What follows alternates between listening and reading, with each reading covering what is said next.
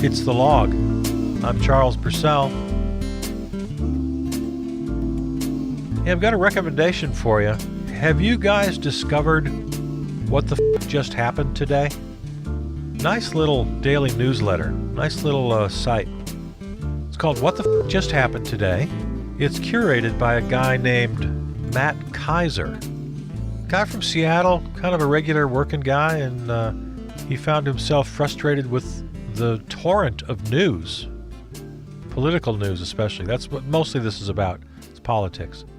And he took it upon himself to create a nice little curated list every day of headlines and, just a one-paragraph blurb on the story and then links, a couple of links to each story, at least one, sometimes more. It's been around, I don't know, about a year, longer.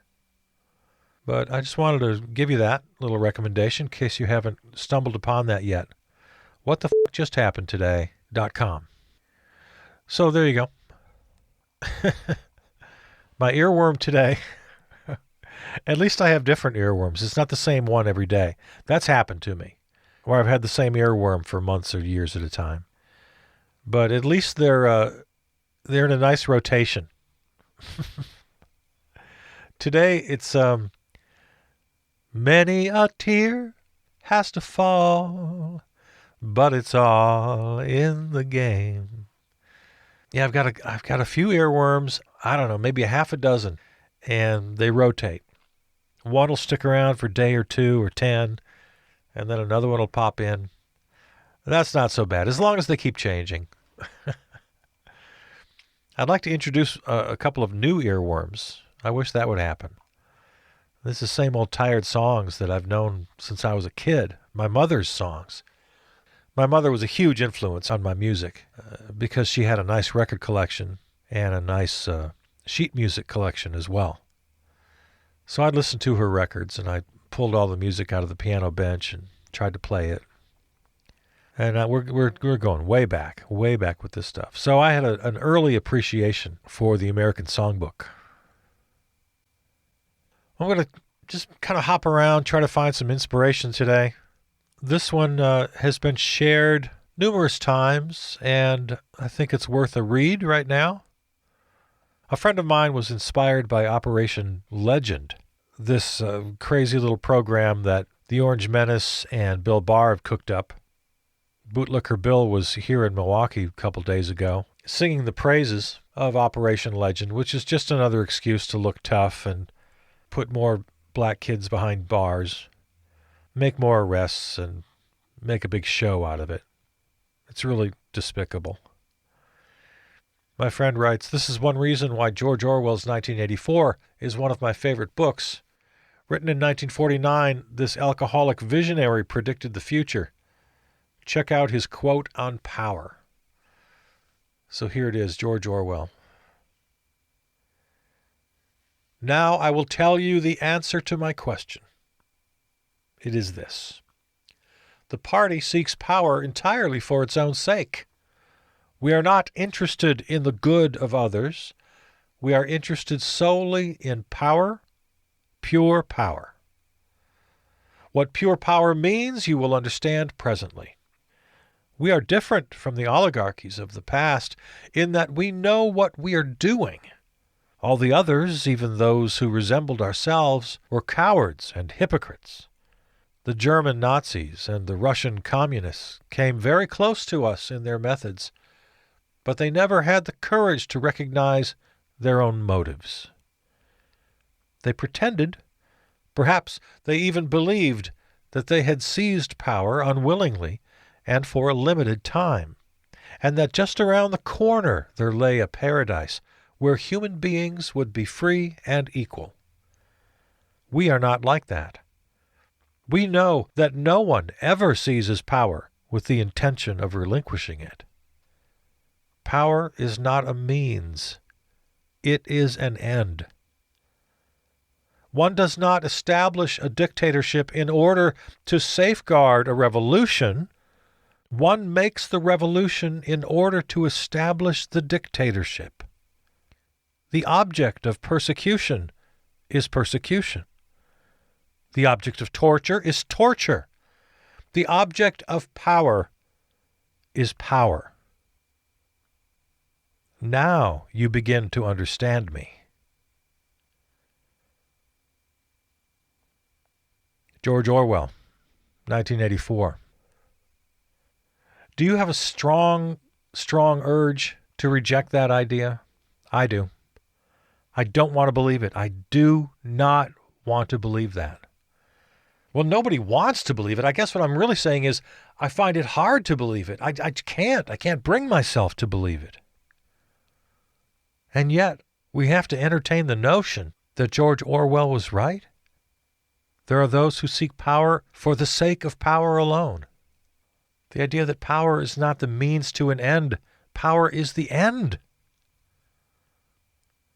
I mean, it's always been easy for those of us on the left to think, well, you're acting this way, all your fascism and your flirtations with autocracy, to benefit yourself, to enrich yourself, so that you and your friends can hoard all the money and live the high life, and the rest of us can be your servants.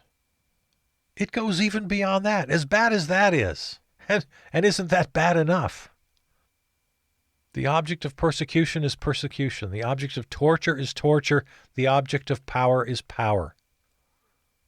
Nothing else. If you've done any reading on narcissism, and I think a lot of us maybe have done a little Google search on that, because it was such a buzzword for a while, so in vogue. Everybody's accusing everybody else of being a narcissist. And then all of a sudden, 4 years ago, the Orange Menace begins his unholy takeover of the U.S. government. And now a lot of us are interested in the tactics of the narcissist. Well, one of the things we learn when we do just a little cursory research is that the victim of the narcissist often falls prey because they can't even entertain the notion that a narcissist could be so cruel, so deceitful. They think subconsciously and then later maybe even consciously, it can't be that. It can't be that bad. There must be some other explanation. How could anybody be so cruel? How could anyone be so selfish? It's not even possible. And you look for other explanations. And it's almost beyond comprehension that we could accept an explanation like the one George Orwell gives us. But what other explanation remains for us at this point? When you look at the likes of Mitch McConnell and Stephen Miller and Bill Barr and the Orange Menace. I don't know. I got another little piece for you I'd like to share. Dan Rather, you know, as a famed journalist, CBS News for many, many years, has been on his own for a while, and he's taken to writing editorials, commentary, in addition to his reporting, often with very nice results. And his latest commentary from just a day or two ago here has garnered a lot of attention, and I'd just like to read it to you. So this is from Dan Rather. If I've got the date right, I believe it's September 23rd. There is no more time for silence. There is no more time for choosing party over country. There is no more time for weighing the lesser of two evils. All women and men of conscience must speak, or they are complicit in America lurching towards a dangerous cliff of autocracy and chaos. This is a moment of reckoning unlike any I have seen in my lifetime. I have seen this country in deep peril. As the hungry begged for sustenance during the Great Depression, as the Nazis marched across Europe and the Japanese across Asia, as missiles were moved into Cuba, as our political leaders were murdered, as a president ran a criminal conspiracy from the Oval Office, as planes were hijacked into skyscrapers. All of these were scary times, but through it all, I never worried about a president actively undermining American democracy and inciting violence to do so.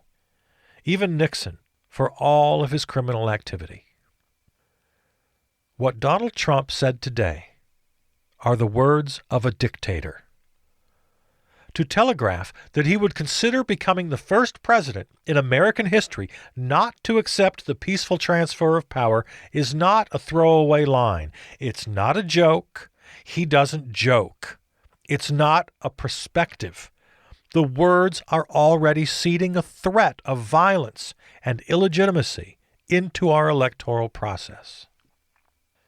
I suspect he is doing this because he feels he needs to. It is the same reason he sought dirt on Joe Biden, because he is deeply afraid of losing. Losing an election could mean losing in a court of law. It could mean prison time and ruin. But I suspect Trump's motives are more instinctual. He needs to hold on to power for the sake of power. He cannot lose, even if he has to cheat to win, even if he has to blow up American democracy. He considers little, if any, about 200,000 plus deaths from COVID. Why would he care about our Constitution or Bill of Rights? There is no sugarcoating the dangers and darkness we live in, but I remain heartened that the majority of Americans do not want this. Trump is in danger of losing states that he should be winning handily. Yes, his base is energized and numerous, but so is the opposition. I have seen opposition parties in foreign countries channel the morality of their causes to bring great change, and most of those opposition movements didn't have the strength, power, and resources of those who stand against Donald Trump. Donald Trump has himself defined the stakes of the election. This is a battle for American democracy as we've known it. We are well past warning shots. Allies across the political spectrum are ringing alarm bells. Right now, all those seeking to defeat Donald Trump know winning a close election may not be enough. The size of a victory will likely matter. Failing that, what happens? I don't know. But I would say we all should try to remain steady. Try to conserve our energy for the battles ahead. Be committed to your community, your country, and your conscience. If enough Americans of decency and courage come together, the future of this nation can be better, fairer, and more just. That's Dan Rather on September 23rd. So that's after the publication of the Atlantic article, which we've been talking about this week and the whole country's been talking about, that spells out all the dangers of the coming election. The Orange Menace himself has not been shy about declaring his intentions quite openly. And you got to listen to a guy like Dan Rather. He has been around a long time. I remember making a similar statement as a boomer to a millennial friend a couple of years ago when I said, this is the most dire moment I've seen. I've been following politics since I was a little kid. So my experience is the Vietnam War and Watergate. And Dan Rather has even wider experience. His experience goes back to the Great Depression and World War II. And he also says, our time has no parallel here. Our time has no equal. The Orange Menace has no equal. I bet you noticed that Dan Rather writes he needs to hold on to power for the sake of power, exactly what we were just talking about.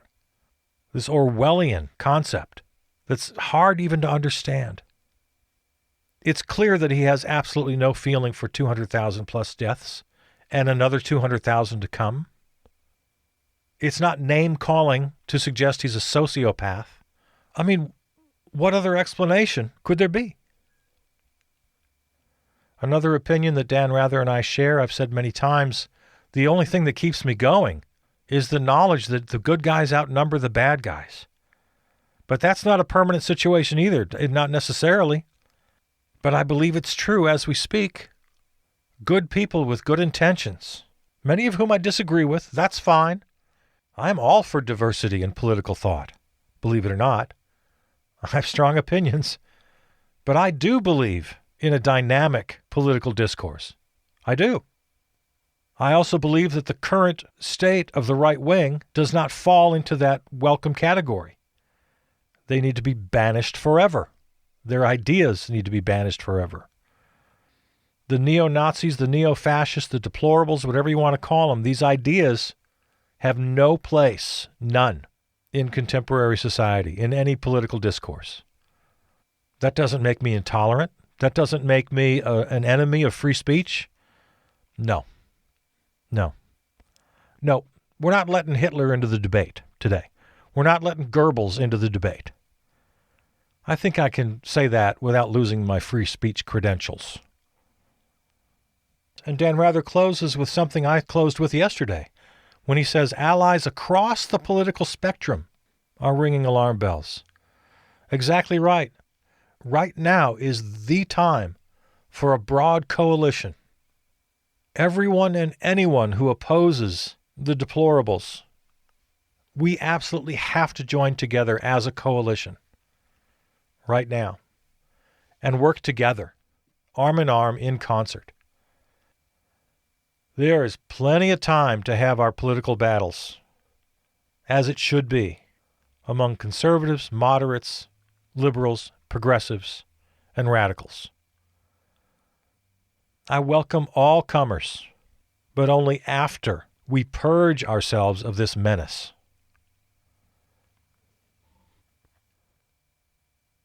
We're kind of looking at things here from 5,000 feet up, kind of a broader view of what needs to happen. I think one other thing needs to be said as we're going a little broad today.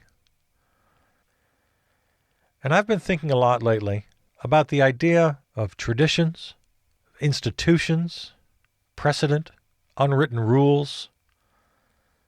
Because, of course, the Orange Menace, if he had any mandate at all from those who voted for him, that was it. To crush institutions, to break the rules. And he started right from day one. He broke every convention imaginable. And as he accumulated power in the Republican Party and eventually seized it entirely, the whole party, with a long history of over 100 years, 150 plus years since Abraham Lincoln, this established party went completely off the cliff and joined him in gleefully breaking precedents. Mitch McConnell foreshadowed all of this with his blatant disregard for the U.S. Constitution, refusing Barack Obama's nomination of Merrick Garland. Unheard of. Unprecedented. And from then until now, we've seen a daily parade of precedent busting. But then, of course, comes the argument from the neoliberals, from the establishment Democrats, conservatives, lamenting the fact that, we've lost faith in our institutions that guide us. Well, that's not a great selling point for those of us on the left, the lefty populists, the lefty libertarians. We've talked about the four-square grid, the political spectrum. So rather than just the right and left horizontal line, politically speaking, take that right-left line, picture that in your mind. Now put a vertical axis through the middle. The top of that axis being authoritarianism, on the bottom of that axis being libertarianism, authority versus liberty. So now that's created a four-quadrant square. So you can be a right authoritarian or you can be a right libertarian. Just as you can be a left-wing authoritarian, and there you're talking Soviet-styled thinking, or you can be a left libertarian, which puts you at the bottom left corner. And that's where I am. Me and I don't know who else is down there. Gandhi. On this graph, somebody like Bernie would be kind of in the upper right-hand corner of the lower left-hand quadrant, if you can picture that. A little bit to the left of center, a little bit to the libertarian side, a little bit below that equator line. So the point I'm making is that the counter-argument to the bull in the china shop take great pleasure in just busting up the system. The counter-argument has been, no, we must retain the system. We must maintain all these unwritten rules, all these unwritten laws. And then there is, to use a very charged term, an elite leadership. There are elites in education, religion, union bosses, corporate bosses. Well, you can see someone looking from the lower left-hand corner of this graph that I've got some problems with that too. So without mistaking me for deplorable, there's one thing we have in common. I kind of like the idea of busting up old institutions, unwritten rules, assumptions we make about tradition. I'm going to shake things up. That's why I had a soft spot for Bernie. In his 2 campaigns for president, he didn't kowtow to tradition just for the sake of tradition. And there's a special problem with the so-called unwritten rule. Or to go back to the Merrick Garland, Mitch McConnell example, McConnell ignores the law, breaks the law, violates the Constitution, and they just call it a new rule. It's not written anywhere, but now it's somehow established. Oh, now it's the McConnell rule that you can't nominate for the Supreme Court in an election year. It's just established. And then 4 years later, when it comes up after the death of Ruth Bader Ginsburg, now the Democrats cite the rule as their central argument. Well, the McConnell rule, you set the precedent, so you have to abide. That's all so comically, ridiculously stupid. This whole notion, this whole idea of unwritten rules, of customs, of precedent. No. We've learned that we have to write this damn stuff down. I wish that was not the case, but I'm afraid it is. We've learned how far people can go. You have to actually write it down. And I know that sounds crazy, but that's where we are. Now, of course, this reaches a level of absurdity pretty damn quick. Forced hysterectomies at the southern border are a bad idea. You can't anticipate every problem that might come along and write a specific law to cover that potential problem. That's ridiculous. And so that brings us back to the Constitution.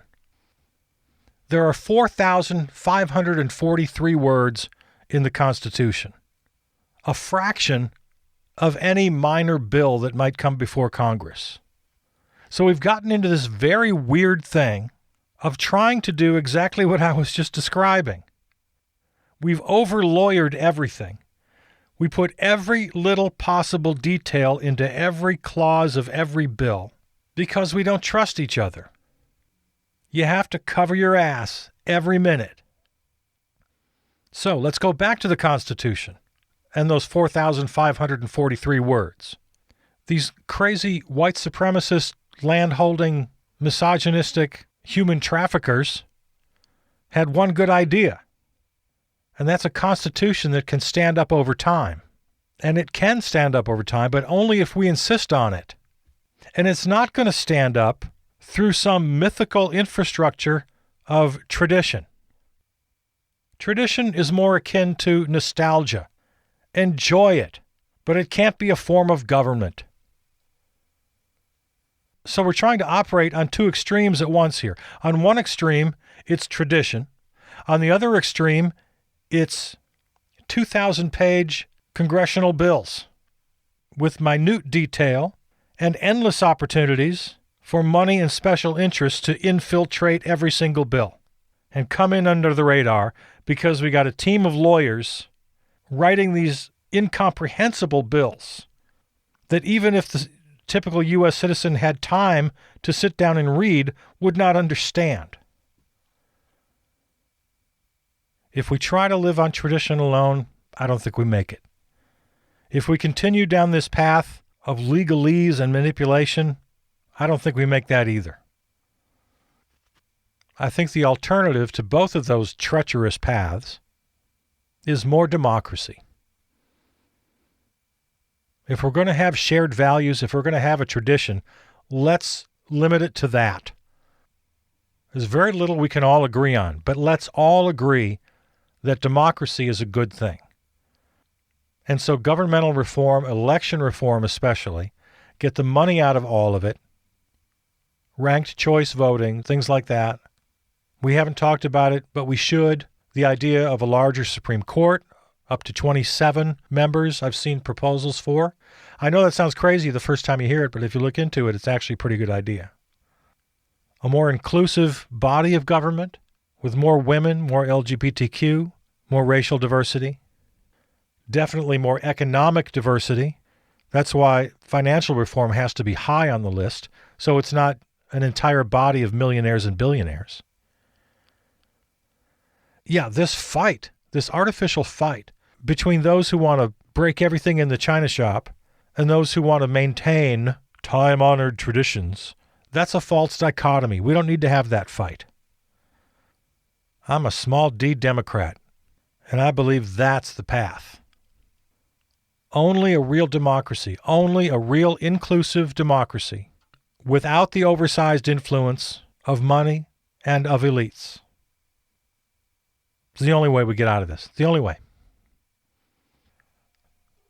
So if and when we can rescue ourselves from our current hostage situation, I'll be very, very happy to re-engage in a spirited debate of goodwill among political equals who just happen to differ. That's fine. Differences are great. But as far as institutions, as far as traditions, we're only going to agree on the really basic ones. I mean, the very fundamental traditions of fairness, of equality under the law, intolerance, zero tolerance for corruption. But the rest will be in play, and that'll be fine. That'll be great. I have no need for enemies. Having mortal political enemies is not a requirement in a dynamic democracy. We really can have a bipartisan spirit in the mold that's always held up to us. Biden and McCain, Ronald Reagan and Tip O'Neill. I'm great with that. I'm fine with that. But as you picture that graph with 4 quadrants, we got to round those corners a little bit. We got to knock off some of these right-wing Nazi types. They just have to go away forever. But if we can do that, I'm going to be as optimistic as anyone. I am. We can do it. We can do this. We can do this together. I honestly believe that. All right, so there you go. A little message of hope. And I hope you are well and the rest of your day goes great. I'm Charles Purcell. This is The Log. Want to give a shout out to our terrestrial flagship station, River West Radio, riverwestradio.com. Our theme music, composed and performed by Peter Donalds. Our Friday and Monday shows go out to all the platforms. Wherever you get your podcast, go find us. Just look for Charles Purcell Presents.